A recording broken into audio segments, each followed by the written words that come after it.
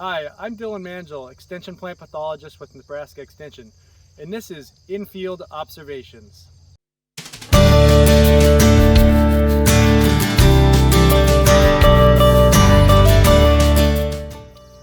So in parts of Nebraska, as the season progresses, you might start to see some increases in stressed plants in your field, and one of the problems you could see out there is sudden death syndrome.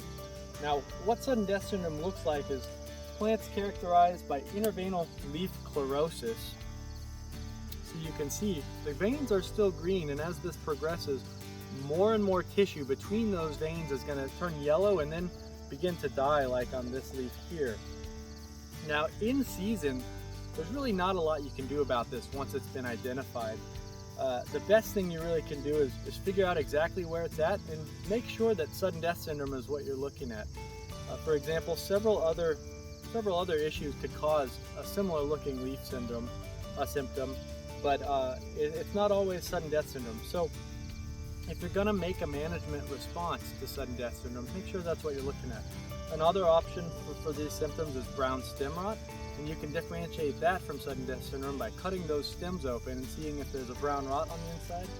Also, some triazole fungicides under certain conditions could cause a similar leaf symptom. Now, after you've identified this is what you're dealing with in your field, you can follow up next year by selecting a resistant variety.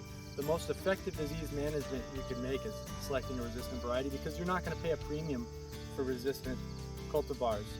To do that, look in the seed catalog or talk to your local advisors for varieties that have a good rating against SDS, because that resistance is extremely effective, and resistant varieties could decrease yield loss by up to 80% under high SDS pressure. Additionally, you could pair that resistant variety with a seed treatment.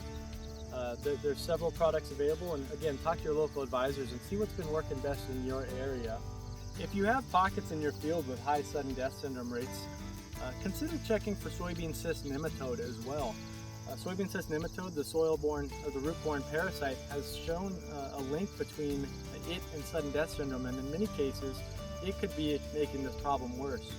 The Nebraska Soybean Board has funded a free testing program for any Nebraska producers or their representatives to test soil for soybean cyst nematode. And to take advantage of that program, all you need to do is send soil samples to the UNL Plant and Pest Diagnostic Clinic and ask for soybean cyst nematode testing.